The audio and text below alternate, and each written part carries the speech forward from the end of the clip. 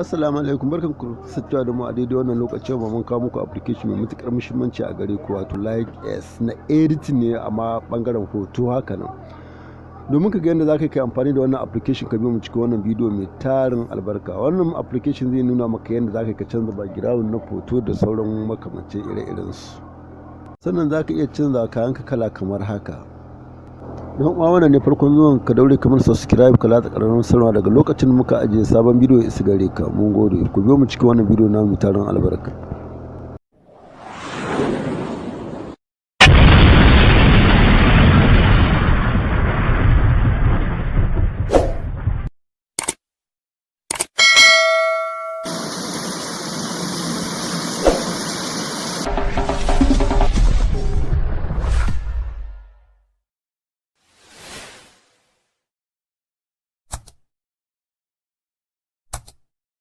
A gurguje kuna gani kamar haka akan fuskar waya na, zan shiga cikin application na ga gallery, zan select din kamar hoton da nake so zan aiki da shi. Ga shi na shigo, na zo shi ga application din da nake so amfani da shi, light din na yi amfani da shi kamar haka.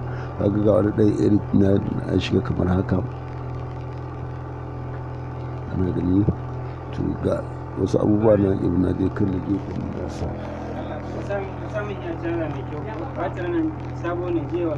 Kamar haka ne ya yi latin isa, ba za ku gani, kuna gani ga wani yan waje nan ƙasa effect, sai ka zaɓi kalar da kake so.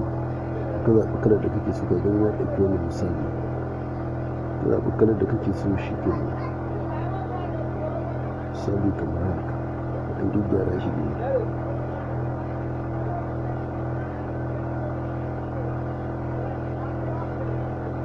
Ka gani ni yanzu misali kamar haka na zaɓi kalar da nake so.